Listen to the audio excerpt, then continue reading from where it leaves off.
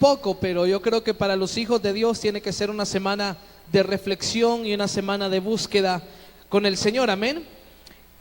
Y la palabra que traigo esta mañana se llama el poder de la redención. Diga, el poder, no los escucho, diga el poder de la redención. Usted y yo fuimos redimidos por medio de un sacrificio. ¿Cuántos están aquí? Diga, yo fui redimido por medio de un sacrificio. Usted y yo teníamos que pagar una deuda. ¿Cuántos son deudores aquí? Todos éramos deudores. Pero Jesús vino y se entregó por amor a usted y por amor a mí. Le vuelvo a repetir, Jesús se entregó voluntariamente por amor a usted y por amor a mí. Él pagó el precio que usted y yo debíamos pagar. Dígale, gracias Señor porque pagaste el precio. Vamos, denle una ofrenda de palmas y dígale, gracias Señor porque tú ya lo pagaste todo. Amén. Quiero que vayamos a la palabra del Señor en el libro de Efesios 1:7. Efesios capítulo 1, versículo 7. Cuando lo tenga me dice amén. Efesios capítulo 1, versículo 7 dice así: en quien tenemos redención por su sangre, bendita sangre del Señor, el perdón de pecados según las riquezas de su gloria. Vuelvo a leer, en quien tenemos redención por su sangre, el perdón de pecados según las riquezas de su gracia. Incline su rostro esta mañana y oramos todos juntos. Padre, en el nombre de Jesús, gracias te damos esta mañana por la bendición que nos das de estar en tu presencia y de poder recibir tu palabra, Señor. Queremos pedirte que tu Espíritu Santo toque cada corazón, que tu Espíritu Santo, Señor, haga lo que tenga que hacer en este momento. Te entregamos este tiempo a ti y declaramos que tú eres el que gobierna, Señor, en el nombre poderoso de Jesús. Amén y amén. Esta mañana la palabra es el poder de la redención. Bendecimos a todas las personas que nos están viendo a través de las redes sociales esta mañana. También bendecimos a nuestros padres espirituales, el apóstol y la pastora Merlin, que están en Estados Unidos. Declaramos que Dios los está usando poderosamente, pero que aquí el Señor va a hacer algo también. ¿Cuántos dicen amén? Cuando usted lee el Salmo 133, dice que observemos, dice el salmista David, cuán hermoso y qué delicioso es cuando todos están en armonía. Es como el buen óleo, dice, que desciende sobre la cabeza de Aarón y luego por sus barbas hasta llegar a sus vestiduras. Nuestros padres están en armonía, haciendo la obra del Señor en Estados Unidos. Hay una unción cayendo sobre ellos, pero esa unción está llegando a este lugar. ¿Cuántos dicen amén? ¿Y cuántos reciben de esa unción esta mañana? La palabra es el poder de la redención. Usted y yo fuimos redimidos, usted y yo fuimos sacados del cautiverio por aquel que se entregó en una cruz por amor a usted y por amor a mí. Y leíamos ahí en Efesios que en quien tenemos redención por su sangre, el perdón de todos nuestros pecados. Dese cuenta de algo usted esta mañana: por cada pecado que usted y yo cometemos, necesitamos pagar algo. Yo creo que no tuviéramos nada hoy, ¿verdad? Cuando usted va al supermercado, usted tiene que pagar por todo lo que quiere llevar a su casa. Cuando usted va a un restaurante, tiene que pagar todo lo que consume. Entonces todo, escuche bien, todo aquello que es pecado es todo lo que ofende a Dios. Todas las acciones, todos los pensamientos, todas las palabras que ofenden a Dios, o aquellos actos que hemos hecho que han ofendido la santidad de Dios, nosotros debíamos pagarla. Dígale a su vecino, teníamos una deuda. Vamos, voltea a verle a su vecino y dígale, teníamos una deuda. Yo no sé cuál era su deuda, usted la conoce, yo conozco cuál era mi deuda. Bueno, creo que ni tenemos conocimiento de qué grande es la deuda, pero que había una deuda todos sabemos. Pero hubo alguien que voluntariamente se ofreció como una ofrenda, se entregó y padeció muchas cosas para que nosotros fuésemos librados, para que nosotros fuésemos redimidos. Y por eso usted y yo hoy estamos en su presencia, cantando himnos, cantando, adorando su nombre y recibiendo esta palabra. ¿Cuántos dicen amén? Toda obra redentora, escuche bien, fue efectuada en la cruz del Calvario. Y en cada uno de los aspectos que Jesús sufrió en ese padecimiento, hay una verdad absoluta, hay un poder que se desata. Jesús no fue a una cruz solo por ir a una cruz. El apóstol Pedro habla por medio del Espíritu y dice que todo aquel que era crucificado en un madero, ese era maldito. Y aquí es donde yo quiero iniciar esta palabra. Jesús necesitaba ir a una cruz, a entregarse, porque aquel que era crucificado en una cruz, esa persona era una persona maldita. Ahora, el Rey de Reyes, Señor de Señores, escuche bien, el alto y sublime, se entregó en esa cruz, se volvió maldición para que usted y yo recibiésemos una bendición. ¿Cuántos están aquí? Le vuelvo a repetir, Jesús en la cruz del Calvario se volvió maldición. En pocas palabras, Jesús se volvió maldito cuando fue a la cruz. Y Él se volvió maldición, porque usted y yo éramos malditos por haber pecados. Estábamos bajo maldición, pero Él vino a redimir la maldición en nosotros. Y por eso nosotros ahora podemos optar por bendiciones. ¿Cuántos le dan palmas al Señor por eso? Y dicen, gracias Señor, porque calificamos a las bendiciones tuyas. En cada uno de los aspectos de la crucifixión de Jesús encontramos un gran poder y una enseñanza. Cuando Jesús va a la crucifixión, cuando Jesús toma esa cruz, cuando Jesús, escuche bien, Él estaba siendo preparado para ir a ese lugar. Todos conocemos que la profesión de Jesús, ¿cuál era? ¿Qué era Jesús? ¿Qué era Jesús? No los escucho. Era un carpintero. Jesús, desde que vino a la tierra, sabía que venía con un propósito específico, y era morir en una cruz. Jesús entonces comenzó a desarrollarse como un carpintero, tomó la profesión de su padre. Pero Jesús ya conocía su destino profético. ¿Y cuál era el destino de Jesús? Ir a una cruz.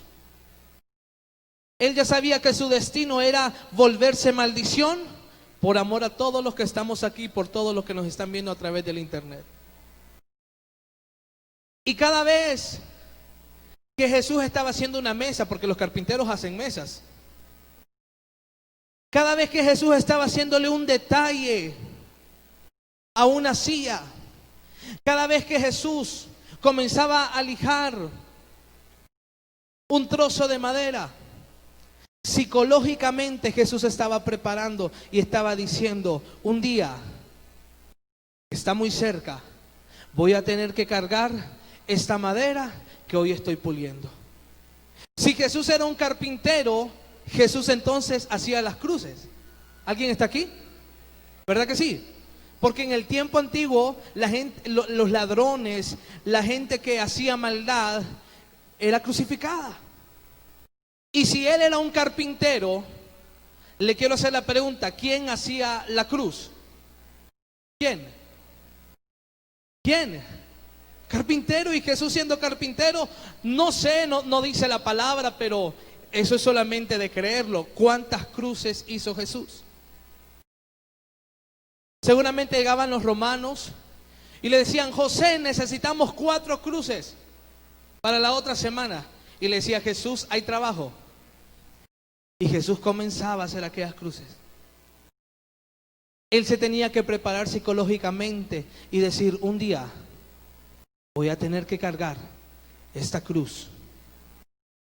Y como el carpintero no solo trabaja con madera, trabaja con herramientas, con martillo, Jesús también sabía la dimensión de clavos para sostener una cruz. ¿Alguien está aquí? Él se estaba preparando psicológicamente Y yo en el espíritu, yo indago en el espíritu. Y yo creo que Jesús más de alguna vez agarró ese clavo y dijo: un día, un clavo de estos va a tener que traspasar mis manos, traspasar mis pies. ¿Cuántos le dan gloria a ese Jesús esta mañana? ¿Cuántos le dan palmas a Él y le dicen: gracias, Señor, porque te estabas preparando? Vamos, déselo fuerte, dígale: gracias, Señor, porque te estabas preparando para ese día. Ese día llegó y ese día usted y yo fuimos redimidos y fuimos salvos. La pastora Yasmín hablaba el jueves acerca de la salvación. Hoy yo vengo a hablarle de la redención, de los beneficios que hay en la cruz del Calvario. Él se estaba preparando, Él se estaba adiestrando, Él estaba pensando más que en el dolor. Él estaba pensando en mí y estaba pensando en usted. ¿Aló? Diga: Él estaba pensando en mí. Vamos a ver qué significa la cruz. La cruz significa maldición cancelada. En la cruz fue donde Dios quitó nuestra maldición para darnos su bendición. ¿Qué significa la cruz? Maldición cancelada. La cruz no solamente era un instrumento para crucificar individuos que hacían el mal. La cruz tenía un símbolo profético tremendo en el reino de Dios, y era la cancelación de la maldición. Jesús dijo: voy a ir a esa cruz y me voy a volver maldición para que mis hijos puedan heredar la bendición. Yo le tengo noticias esta mañana: no podemos estar bajo el yugo de la maldición, porque la maldición ya fue cancelada. Mi generación es una generación bendita, mis padres son benditos. ¿Alguien está aquí? Mi iglesia es bendita. ¿Alguien está aquí? Porque la maldición ya fue cancelada. La cruz significa la maldición cancelada. Todo lo malo que nosotros éramos en Jesús, escuche bien, todo lo malo que nosotros éramos fue llevado en Jesús en esa crucifixión. Y todo lo bueno que Jesús era vino a nosotros. Todo lo que Jesús poseía fue transferido para la iglesia. ¿Cuántos dicen amén? Por eso Gálatas capítulo 2 verso 20 dice: con Cristo estoy juntamente crucificado. Mire lo que el apóstol Pablo dice, Gálatas 2:20: con Cristo estoy juntamente crucificado, y ya no vivo yo, como dice, mas Cristo vive en mí. Escuche bien, el apóstol Pablo estaba declarando el poder de la cruz. Cuando yo acepto a Jesús, yo estoy crucificado con Él. O sea que todo lo malo que yo tenía va sobre Jesús, pero hay una transición de que si yo tenía cosas malas, van a Él, pero todo lo bueno de Él tiene que venir a nosotros. Por eso dice: ya no vivo yo, mas vive Cristo en mí. Y lo que hoy vivo en la carne, lo vivo en la fe del Hijo de Dios, el cual me amó y se entregó. Dice: ¿por quién? ¿Por quién? Y se entregó a sí mismo por mí. Usted y yo debíamos estar en esa cruz. A usted le correspondía ir a esa cruz, pero Jesús tomó el lugar que a usted y a mí nos correspondía. Él dijo: yo me quiero volver una maldición, me quiero volver maldito. Literalmente eso es lo que Jesús se volvió, para que usted y yo pudiésemos optar por la bendición. Entonces la cruz no es solamente dos trozos de madera unidos. La cruz es un gran símbolo. ¿Alguien está aquí? Diga: gracias, Señor, por la cruz. Dígale: gracias por la cruz.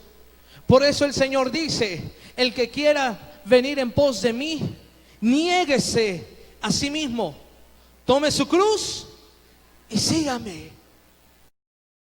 Tome su cruz, dice el Señor, y sígame. Niéguese a vivir de la manera que el mundo está viviendo y viva como tiene que vivir un hijo de Dios. Entonces la cruz anula la maldición que había en contra de nosotros. La cruz anula, escuche bien, la maldición generacional que ha venido visitando a nuestra familia. Cuando usted y yo oramos con conocimiento y con revelación, escuche bien, las tinieblas tienen que comenzar a retroceder. Si la abuela murió de cáncer, la mamá murió de cáncer y ahora la hija tiene cáncer. ¿Cuántos han visto esos casos? Esa es una maldición generacional. Pero cuando reconocemos el sacrificio de Jesús, la maldición va a llegar hasta que alguien le ponga un stop. Y yo y usted le vamos a poner un stop a la maldición esta mañana y le vamos a decir: en la cruz fue llevada toda maldición, ahora me pertenece la bendición. ¿Cuántos dicen amén? Pero no solamente había una cruz. La redención no solamente se efectuó en la cruz. La redención que usted y yo recibimos fue por varios elementos. Jesús llevó una cruz, pero también se le puso una corona de espinas. Los estudiosos dicen que cada espina, escuche bien, cada espina que había traspasado la sien de Jesús era de 3 pulgadas. Para que esa corona pudiese estar firme y no caerse en el camino y quedar sostenida hasta el momento de la crucifixión, cada espina era de 3 pulgadas. Y a Jesús se le dio una corona, escuche bien, porque Él no solo se despojó de su bendición, Él también se despojó de su reinado. ¿Cuántos están aquí? Y Él dijo: soy rey de reyes, pero también voy a ser el rey de los judíos. Y no solamente para los judíos, sino también para los gentiles. Y los gentiles somos nosotros. Entonces le ponen una corona de espinas. Y hemos visto en películas y decimos: ay, qué dolor. Pero más que el dolor, hay algo tremendo detrás de esa corona de espinas. La corona de espinas simboliza la liberación de la ruina. Cuando Adán y Eva pecaron y fueron expulsados, escuche bien, del paraíso, Dios les dijo: maldita será la tierra por tu causa. Espinos y abrojos te producirán. Eso lo encontramos en Génesis capítulo 3 versículo 17 al 18. Los espinos y abrojos representan la ruina. Jesús aceptó llevar sobre sus sienes esa terrible opresión, escuche bien, que tanto había flagelado a la humanidad. Cuando Adán y Eva pecan, son expulsados de aquel lugar de presencia y Dios dio una palabra de maldición para la tierra, y la tierra ha estado bajo maldición. Pero cuando un hijo de Dios se levanta y dice: Jesús, la corona que tú llevaste en tu cabeza, cada espina que traspasó tu sien, esa corona nos estaba anunciando que el tiempo de la ruina se iba a terminar. Y es por eso que usted ve gente cristiana, hijos de Dios, que estaban en la ruina, pero hoy están caminando como reyes en esta tierra. Yo no sé usted, pero yo quiero caminar como un rey en esta tierra, porque Él llevó una corona de espinas, la cual me liberó de la ruina. Dígale a su vecino: Él te liberó de la ruina. Vamos, dígaselo. Dígale: tú no eres pobre. ¿Sabe dónde está la pobreza? La pobreza está en la mente. Por eso Jesús llevó esa corona, porque Él venía a anular todo pensamiento contrario que había en nuestra mente. Porque nuestra mente muchas veces se limita a lo que Dios quiere hacer. Pero cuando entramos en la presencia de Dios, nuestros pensamientos, dice el Señor, no son sus pensamientos, porque los pensamientos de Él son más grandes y sublimes. Dice el Señor: mis pensamientos no son tus pensamientos, mis pensamientos son de bien para ti. Por eso Él llevó esa corona de espinas, para anular todo argumento que teníamos en nuestra mente, para anular toda ruina.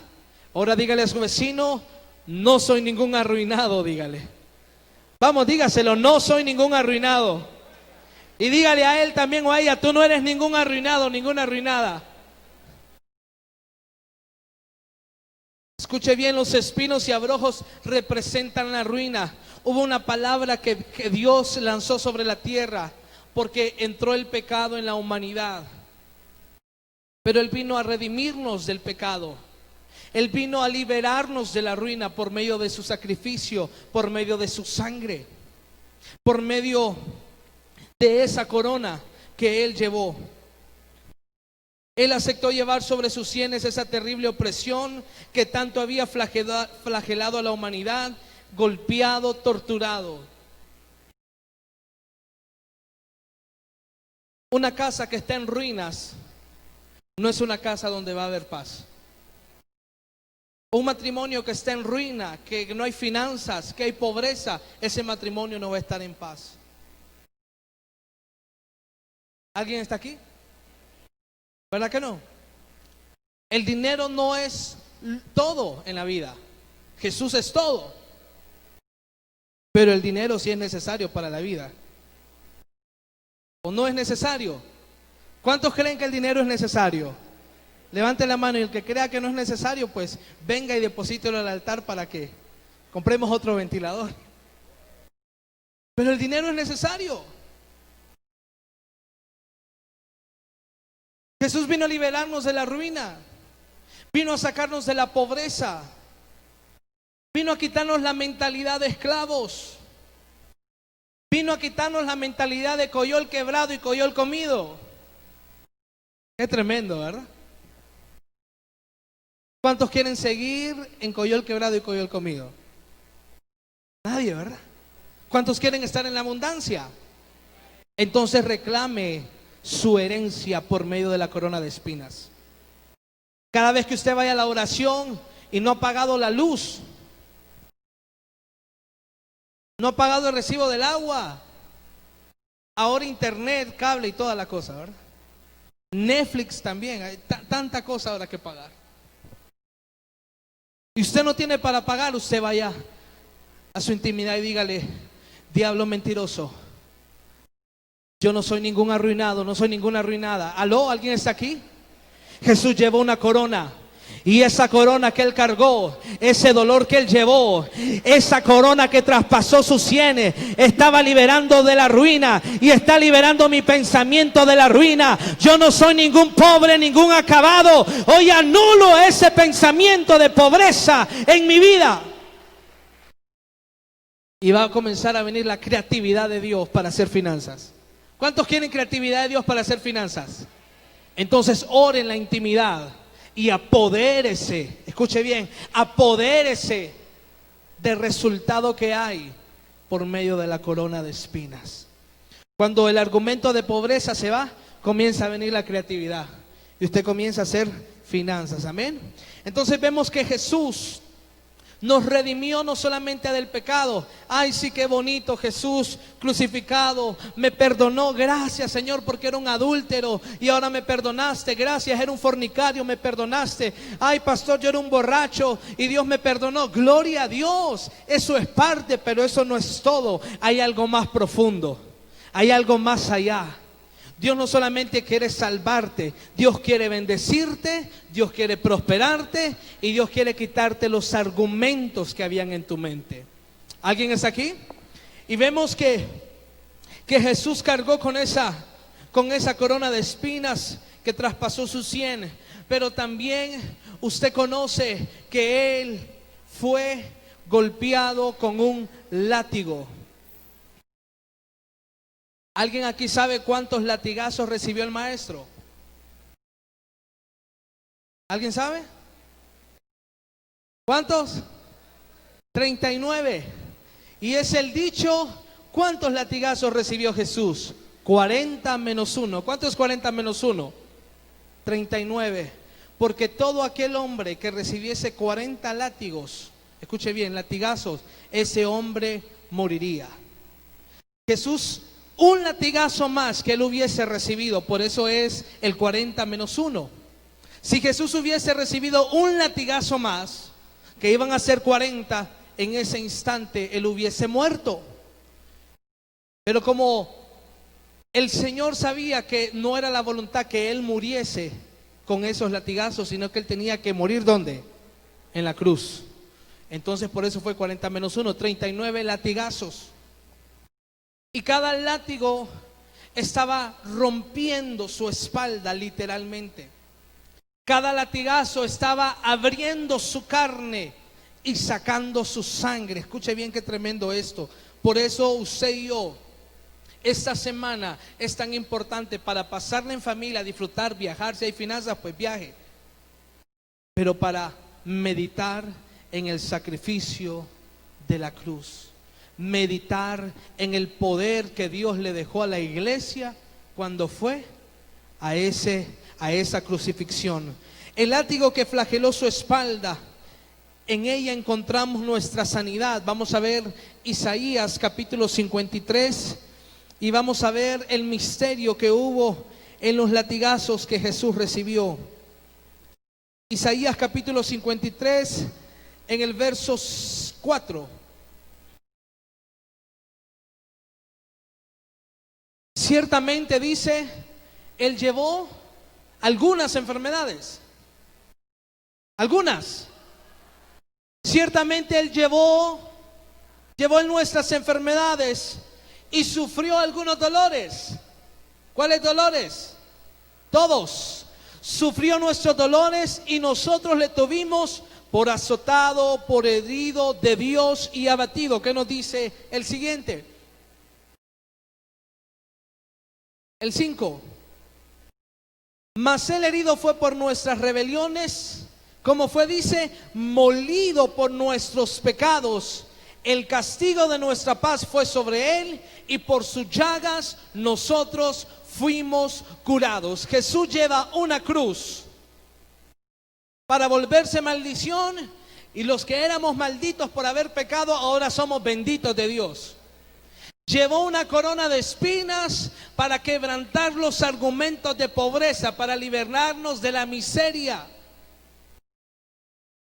Pero también sufrió latigazos sobre su espalda, porque cada latigazo Él estaba sanando una enfermedad en su pueblo. Cada latigazo que Jesús estaba sufriendo estaba sanando el dolor que usted y yo íbamos a recibir. Por eso ya no hay dolor. Por eso cantábamos hace unos ratos: Él ha cambiado todo mi lamento en baile, en danza. Antes solo pasaba llorando. Antes era un depresivo, depresiva. Antes era amargado. Antes estaba enfermo, pero ahora estoy sano, tengo gozo, tengo vida, tengo paz, porque sobre sus espaldas fue llevado el castigo de nuestra paz. Ninguno merecía paz, pero Él decidió llevar el castigo de nuestra paz. ¿Y cuántos han recibido esa paz que sobrepasa todo el entendimiento humano? Es aquella paz que tenemos cuando todo está mal, pero usted dice: yo estoy confiando en Dios. ¿Cuántos confían en Dios? Bueno, esa es la paz, es el castigo. Él llevó el castigo de nuestra paz, fue sobre sus espaldas. Él decidió sanarnos. Por eso es ilegal que usted esté enfermo.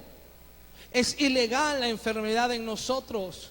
Usted tiene que, si usted está enfermo, tiene que venir a la presencia de Dios todos los días y decir: por las llagas tuyas yo fui sanado, por las llagas tuyas yo fui curado. Este diagnóstico médico es ilegal, Señor.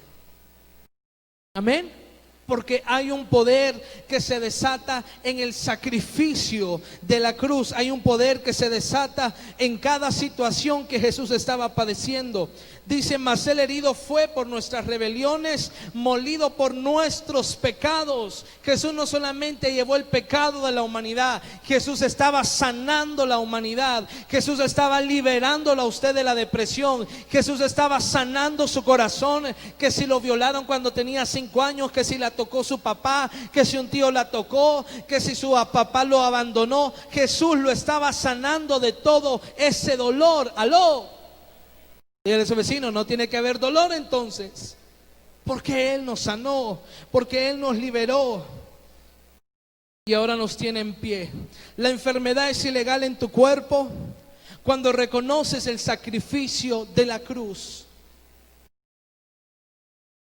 No, mire, yo llevo tantos años, pastor, bebiendo pastillas, pero yo le sirvo al Señor.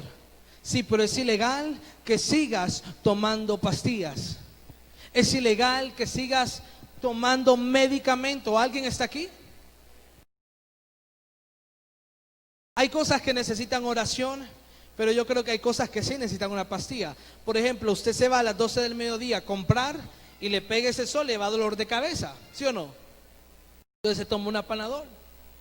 Pero que usted se esté tomando una Panadol, escuche bien, 4 veces al día, usted se volvió adicto a algo. Usted está dependiente de algo. No podemos depender, escuche bien, de pastillas, de medicinas. Necesitamos depender del sacrificio de la cruz. Su sanidad, escuche bien, está en el sacrificio de la cruz. Mi liberación y su liberación está en el sacrificio de la cruz.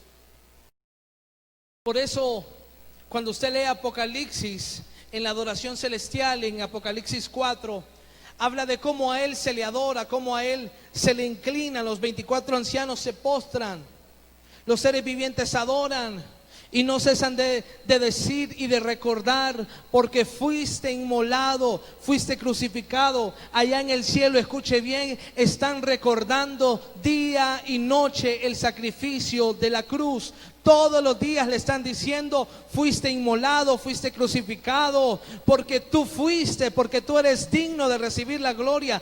Todos los días están reconociendo el sacrificio de la cruz, y la iglesia solamente en Semana Santa seguramente recuerda el sacrificio de la cruz. Todos los días usted y yo tenemos que hacerlo. Todos los días, cuando usted dobla sus rodillas, usted tiene que recordar el sacrificio de la cruz.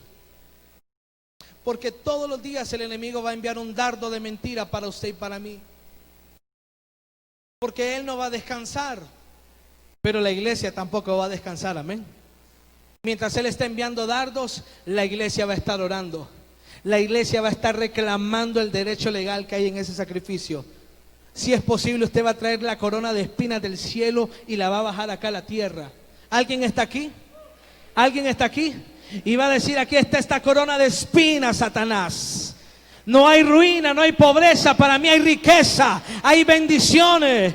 Cada latigazo que Jesús sufrió me estaba liberando, me estaba sanando y me estaba empoderando para ser sano. La iglesia necesita recordar el sacrificio de la cruz. La iglesia necesita meterse en la presencia de Dios y decirle: Señor, hay un diagnóstico, esto se está diciendo, pero yo estoy creyendo, Señor, que ese latigazo estaba sanando el cáncer, estaba sanando el SIDA, estaba sanando la tuberculosis, estaba sanando, Señor, todo aquello, ataque al corazón, estaba sanando la dolencia, estaba sanando la gastritis. Alguien tiene que meterse a la presencia y decir: 39 latigazos sufrió Jesús. No hay enfermedad en la iglesia, no hay dolor en la iglesia. Mi familia no está enferma, mi familia no está enferma, Señor, porque en tus espaldas fue llevada la enfermedad, en tus espaldas, Señor. Y se apropia usted de su sanidad. Muchos le pueden servir al Señor enfermos, pero no es lo mismo que usted le sirva cuando está totalmente sano. Tenemos un año de estar en la tierra prometida y mire, fuimos al doctor, el colon, gastritis, estrés, todo. Y yo le tuve que decir: Señor, yo no te puedo seguir sirviendo así. Me dijeron también los triglicéridos. Me dijeron como 6 cosas. Sí, Señor, no puedo. Y los que nos gusta, ¿verdad? La carne. Pero no puedo. Entonces, o invierto en medicinas o lo invierto en la construcción. Entonces él me dijo: cuide su templo, coma bien, escuche bien, coma sano, pero reclame también su sanidad. Pero un peso no se lo voy a dejar yo a un médico. ¿Alguien está aquí? Conozco gente, hermano, que gasta miles de lempiras mensuales. ¿Aló? Cuando usted tiene el mejor doctor. Pero es que es más fácil creerle. Muchas veces no tenemos nada. Escuche bien. Y pasamos con dolor, yo tengo algo, dice, tengo que ir al doctor. Y usted llega y el doctor le dice, no, tomes esto, con esto. Y usted se lo toma y no le volvió a pegar el dolor. Porque creemos más en lo que nos dice un médico que en lo que nos dice la palabra. Está bien, usted puede hacerse un chequeo médico, hágaselo. Pero nadie puede ser esclavo a la farmaqueia. Escuche bien, la iglesia no puede estar esclava a la farmaqueia, haciendo ricos a otros y usted empobreciéndose. Se lo damos fuerte al Señor, porque esos argumentos también Él los venció. Entonces Él nos ha sanado, Él nos ha liberado, pero también Él fue clavado. ¿Cuántos saben eso? Esos clavos, si usted tiene tiempo, usted vaya a su casa en esta semana y usted investigue cuál era la dimensión de esos clavos que traspasaron sus manos. Los clavos significan nuestra liberación. A Jesús lo despojaron de sus ropas, lo acostaron encima del madero y en cada una de sus manos incrustaron un grande y filoso clavo. Sus dos pies fueron unidos y traspasados por un clavo. Cada clavo tiene un significado.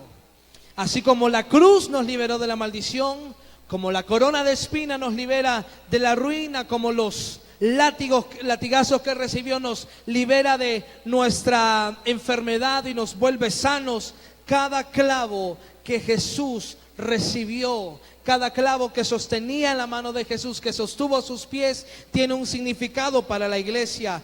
El clavo número 1 es libre de la culpabilidad. Significa que usted y yo ya no somos culpables. ¿Cuántos se han sentido culpables alguna vez?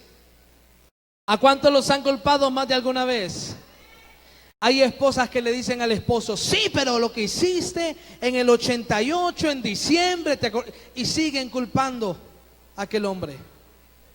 O aquel hombre sigue culpando a aquella mujer.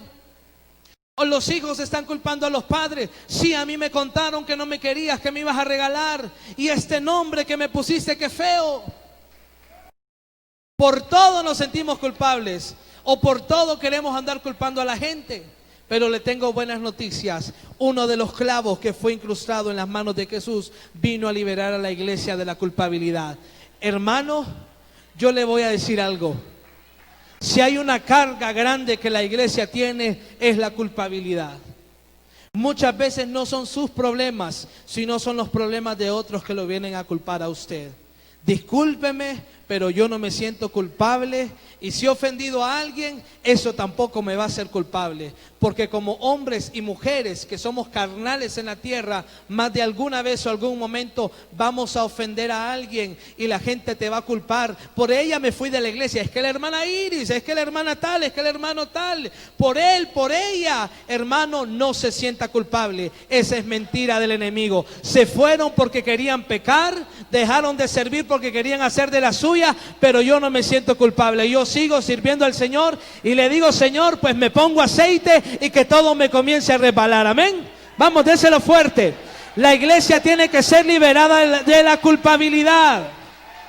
Tiene que ser libre de la culpabilidad. No es culpa de que usted pecó, sino que lo quieren culpar porque otro pecó. Ay, qué bonito, ¿verdad? Pero diga, yo tengo paz hoy, diga. Usted se tiene que ir con mucha paz. Mire que es que no puedo salir de viaje porque mi hermano, porque tal persona no tiene dinero para ir y yo no lo puedo llevar. No se sienta culpable, vaya, disfrute, hermano. ¿Alguien está aquí? Mire que yo me siento culpable, me siento incómodo porque tal persona se siente ofendida si yo estoy ahí. Hermano, siga ahí si Dios lo tiene ahí.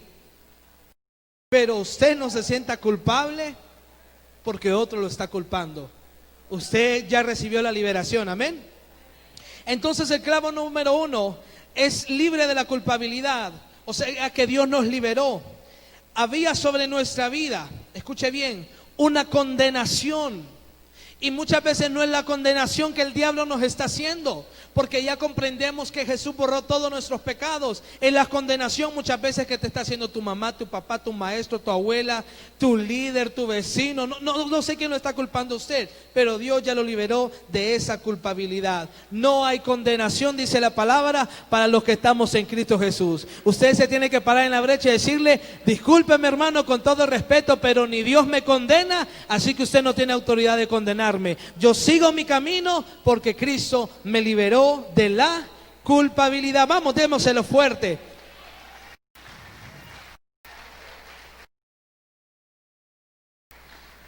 Mucha gente se siente culpable, escuche bien, porque abortaron, porque el esposo se fue y los hijos ahora la culpan. Es que tu carácter, mamá.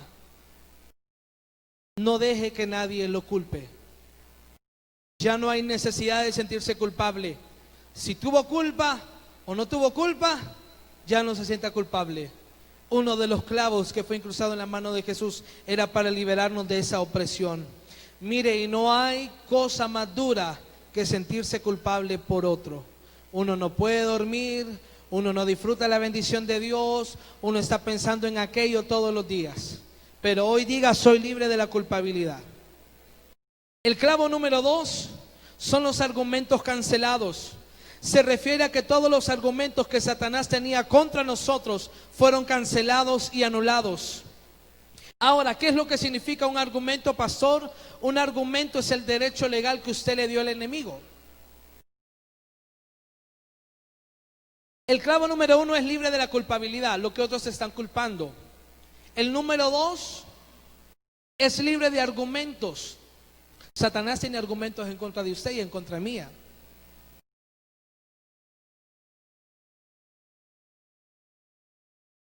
Y Satanás se te va a querer presentar con ese argumento. Los que son de mi edad recuerdan la película Sé lo que hicieron el verano pasado. ¿Alguien vio esa película? ¿O no? Sé lo que hicieron el verano pasado. Y la gente te sigue recordando lo del verano pasado, lo de la Navidad pasada. El diablo te lo está recordando.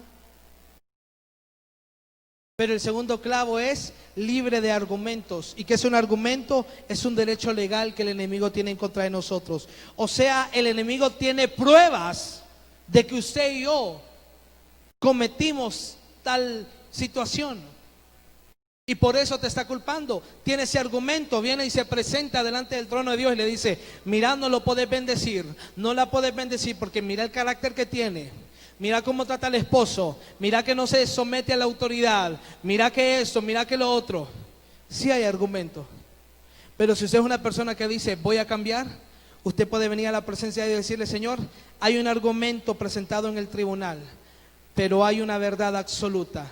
Y es que uno de los clavos que traspasó la mano de Jesús estaba liberándonos del argumento. O sea que no te pueden condenar y el argumento queda anulado por un pacto de sangre que entregó Jesús en la cruz del Calvario. Y por eso le damos gracias a Jesús, porque no había otro mejor que podía hacer ese sacrificio por nosotros. Los argumentos vienen por maldiciones generacionales de la familia, o palabras que los padres dijeron a los hijos, palabras que te marcaron. Ese es un argumento. Que te dijeron que no ibas a poder, que no servías, es un argumento. Y no puedes hacer las cosas porque ahí es ese argumento. Pero Jesús vino a romper todo argumento que había en contra suya. ¿Cuántos dicen amén? Y Colosenses 2:14 dice: anulando el acta de los decretos que había contra nosotros. Un acta de decretos es algo legal que se presenta, pero Jesús vino a anular esa acta de decretos. Colosenses 2:14 dice: anulando el acta de los decretos que había contra nosotros, que nos era contraria, quitándola de en medio. ¿Y dónde fue? Dice: y clavándola en la cruz. Y dice: quitándola ¿de dónde? De en medio. Está usted, está el argumento y está su bendición. ¿De dónde la quitó el Señor el argumento? De en medio. Ese argumento no te deja cesar a tu bendición. Ese argumento no te da la paz para que tú le pidas al Señor. Pero hoy usted está aprendiendo algo. Eso fue quitado de en medio y fue clavada en la cruz para que usted tenga acceso y solo tome lo que usted necesita. ¿Cuántos dicen amén esta mañana? Yo voy a tomar lo que necesito. Si usted necesita sanidad, pues pídasela al Señor este día. El clavo número 3 es victoria sobre la opresión. Este clavo fue incrustado, escuche bien, debajo del tobillo de Jesús, o sea, en la parte del talón.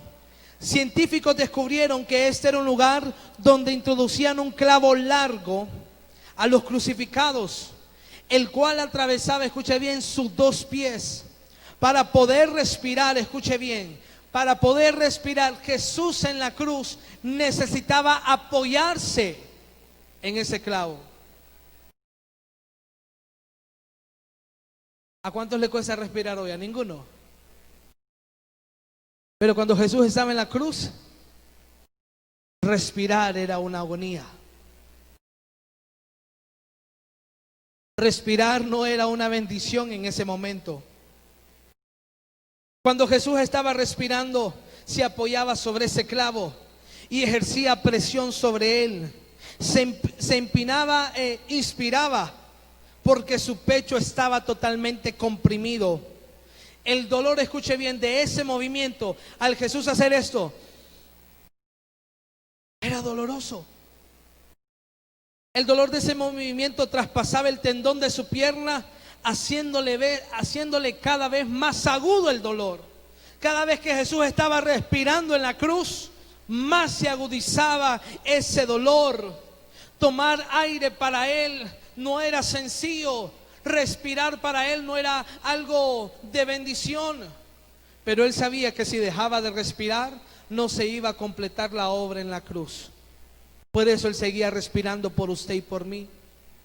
Por eso él seguía teniendo síntomas de vida y queriendo vivir hasta ese momento, porque había algo más que tenía que suceder. Escuche bien, desde entonces nosotros no necesitamos vivir más en opresión, porque Jesús nos dio la victoria total. ¿Cuántos han estado bajo opresión? Cuando usted está oprimido, ¿dónde siente usted la opresión? ¿Dónde? En el pecho. Y es aquello que le llamamos, tengo aire, dicen algunos. ¿Les ha pasado? Y caminamos así o andamos así de lado. ¿Le ha pasado a usted? O usted llega a su casa y siente aquella opresión y usted dice, aquí las cosas no están bien. ¿Le ha pasado a usted?